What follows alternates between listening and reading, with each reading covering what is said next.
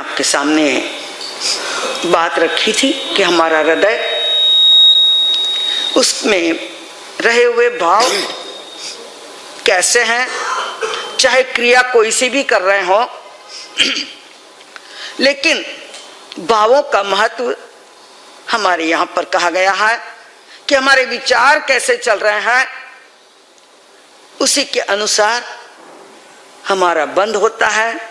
पुण्य या पाप का उदय भी उसी से होता है, क्योंकि विचार अगर हमारे गंदे हैं तो उसका फल भी गंदा होगा। जैसे उदाहरण के तौर पर हम घर में भी किसी सदस्य के प्रति हमारे भीतर में प्रेम उमड़ रहा है तो सामने वाले का भी क्या होगा, प्रेम उमड़ेगा। और हमारे भीतर में उसके प्रति नफरत है, क्रोध है, आवेश है, तो सामने वाला भी वैसा ही हमें प्रत्युत्तर देगा। जैसे उदाहरण के तौर पर एक चलते रास्ते कोई जा रहा है जिसके पास कुछ रकम है, अचानक एक गुंडा बदमाश आता है और छुरा भोंक देता है, लूटने के लिए लूट लेता है और छुरा भोंक देता है। दूसरी ओर एक डॉक्टर होता है, सर्जन है, जो ऑपरेशन करता है, शरीर का ऑपरेट करता है। काम तो दोनों का एक जैसा है, डॉक्टर भी चाकू से काट रहा है और उसने भी छुरा भोंका है, क्रिया एक जैसी है लेकिन फल, डॉक्टर को ऑपरेशन सफल होने पर फीस तो मिलेगी, उपहार भी मिल सकता है, उसका सम्मान भी हो सकता है, और उस जिसने छुरा भोंका उसको सजा मिलेगी, जेल मिलेगी, न जाने कैसा उसे दंड मिलेगा। तो क्रिया चाहे एक जैसी हो लेकिन भावों में क्या है, फर्क पड़ता है। तो हमारे भाव अगर शुद्ध है, क्योंकि आप ग्रस्त हैं, कमाना भी आपका काम है, घर चलाना भी आपका काम है, लेकिन भाव कैसे रहते हैं, कार्य करते समय हमारे विचार कैसे हैं, परिणामे बंध, परिणाम यानी विचार के अनुसार आपका बंध होता है, कर्मों का बंध होता है। कर्म क्षय भी हो सकते हैं और कर्म का बंधन भी हो सकता है। शुभ कर्म भी बांध सकते हो, अशुभ कर्म भी बांध सकते हो। तो हम भी सोचें कि हमें भी हृदय मिला है, इसका उपयोग कैसे करें। किसी विद्वान ने इसके अलग अलग प्रकार कर दिए हैं कि हृदय हमें मिला है, हम उसका उपयोग कैसे करते हैं। जैसे एक होता है संकुचित हृदय, जिसे हम अपनी भाषा में कह दें कंजूस हृदय, जो क्या करता है, कमाता तो खूब है, दिन भर श्रम करता है, मेहनत करता है, चोटी से एड़ी तक पसीना बहाता है और धन का संचय करता है, इकट्ठा करता है, लेकिन उसे खर्च नहीं करता है, सिर्फ इकट्ठा करता जाता है। जैसे कि कंजूस को किसी ने तो यहां तक कह दिया मक्खी चूस। मक्खी चूस का मतलब, कंजूस नहीं, घी या तेल में मक्खी गिर जाए तो उसको भी चूस के निकाले, ये इसे कहते हैं मक्खी चूस। तो हम सोचें कि धन तो पाया, कमाया, दिन भर मेहनत करी, और उसका न स्वयं ने उपयोग किया, न किसी दूसरे को। कोई हमारे धन का नाम तो ले ले। जैसे मधुमक्खी होती है, क्या करती है, इधर उधर फूलों पर मंडराती है और जा जाकर फूलों का पराग लाती है, और उस पराग का क्या करती है, उस छत्ते में संचय करती है, इकट्ठा करती है, स्वयं खाती नहीं है, ला ला कर इकट्ठा करती है। और अगर कोई लेने को आ जाए वह मधु तो डंक मारती है, स्वयं खाती नहीं और किसी को खाने देती नहीं। ये क्या है, संकुचित हृदय है। मुझे भी इतिहास का एक उदाहरण याद आया, जो हमारे आगम में, साहित्य में, ग्रंथों में कहा जाता है। एक ऐसा व्यक्ति था जिसके पास लाखों की नहीं करोड़ों की माया थी, धन था, संग्रह किया हुआ था, दिन रात कमाता था, दिन में बड़ी दुकान लेकर बैठा था, व्यापार करता था और रात्रि में जंगल में जाकर लकड़ियां काटता था। सोचना कितना बड़ा धनपति, लेकिन एक लालसा, एक ध्यान दिन में कि मेरे को कमाना है, खूब पैसा कमाना है। एक बार बरसात की मौसम, रात्रि का समय और लकड़ियां काटकर लेकर आरा भारा बांधकर सर पर, और बारिश बहुत भयंकर आ गई। पहले के गांवों में कोई ब्रिज बना हुआ नहीं, कोई पुल बने हुए नहीं थे, कच्चे रास्ते थे। नदियों का पानी इतना भर गया कि रास्ता रुक गया। राजमहल की छत के नीचे खड़ा हो गया और खड़ा हुआ, बारिश बरस रही है। ऊपर से राजा ने देखा कौन व्यक्ति है, बेचारा कितना मुसीबत का मारा होगा, कितना गरीब होगा कि जो इतनी मौसम में, इतनी बारिश में, जहां हो सकता है कभी मृत्यु भी हो जाए या बह जाएगा, और ये बेचारा मेहनत कर रहा है, लकड़ियां काट कर लाया है। सुबह राजा ने अपने यहां बुलाया और उसे पूछा क्या बात है, ऐसी क्या जरूरत है?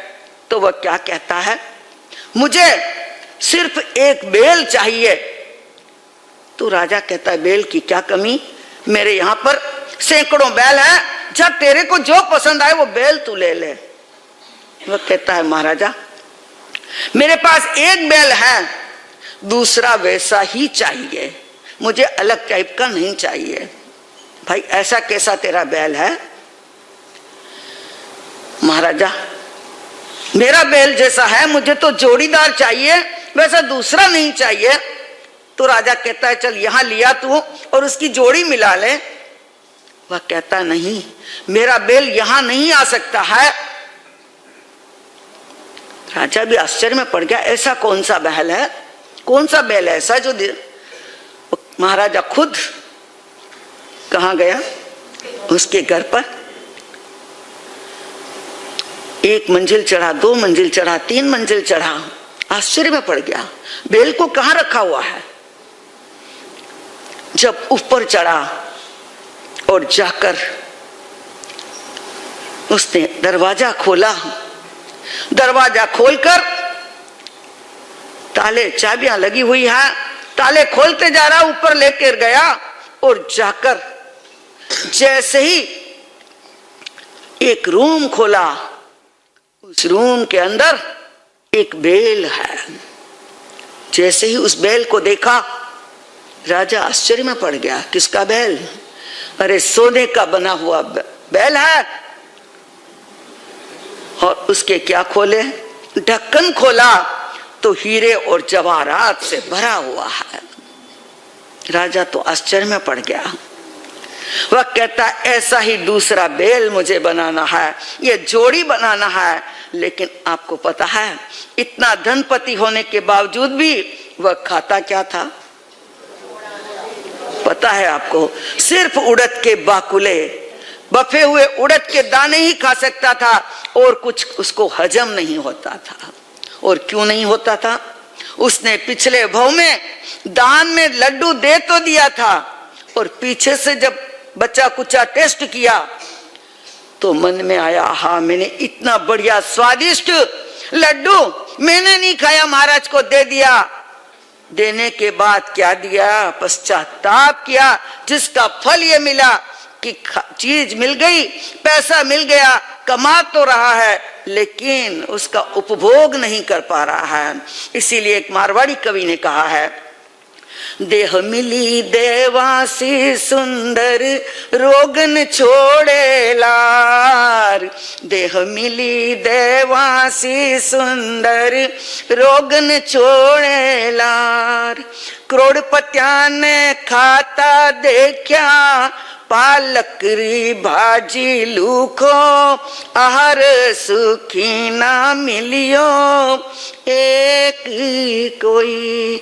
मैं तो ढूंढ्यो रे सहु जग माय सुखी ना मिलियो एक कोई। शरीर बहुत सुंदर मिल गया, देह मिली देवों सी सुंदर, पर रोग पीछा नहीं छोड़ रहा है। करोड़पति अरबपति भी क्या खा रहे हैं? शुगर हो गई, ब्लड प्रेशर हो गया, डॉक्टर ने क्या कर दिया? कुछ खाना नहीं है। चाहे घर में बादाम और पिस्ता भरे पड़े हैं और खा नहीं सकते। क्यों? बीमारी ऐसी लग गई है। कमाया कमाया खूब कमाया, लेकिन उपभोग नहीं कर सके। ऐसा कमाना क्या काम का जो संकुचित हृदय के अपने हाथ से क्या कर सकते हैं? दे नहीं सकते, सिर्फ इकट्ठा करते हैं मधुमक्खी की भांति कि इकट्ठा करो, संचय करो, तिजोरी पे तिजोरी भरते जाओ। और एक दिन क्या होगा? हमारे यहाँ पर राजस्थान में एक खेत में अडबा होता है। जैसे आप भी कहीं गांव में अपने जाते हैं और जहां फसल पक जाती है तो वहां पर एक पुतले की टाइप खड़ा किया जाता है, जिसे राजस्थान में अडबा कहते हैं। अब आप क्या कहते हैं पता नहीं। एक लंबी सी लकड़ी के ऊपर कुछ कपड़ा डाल देते हैं, ऊपर से एक काली हंडी और दो तरफ दो हाथ ऐसा लगा देते हैं। तो जिसका काम क्या होता है? कृपण दान देवे नहीं जीवित जस नहीं लेत। कृपण दान देवे नहीं जीवित जस नहीं लेत। जैसे अडबो खेत को खावे न खावा देत। स्वयं खाता नहीं और किसी दूसरे को, ताकि उससे डरकर कोई बेचारे पक्षी गण भी नहीं आ सकते हैं, क्योंकि आदमी खड़ा है ऐसा लगता है। तो वह अडबे की तरह मनुष्य भी क्या करता है? धन को इकट्ठा करता है। उस अडबे की तरह स्वयं खाता नहीं और खाने देता नहीं। काश हम भी सोचें कि हमारा अपना हृदय क्या है। धन तो आप भी खूब कमा रहे हो, कमाते हो, लेकिन खाना और खिलाना यह भी अगर हम सीख जाएं तो क्या होगा?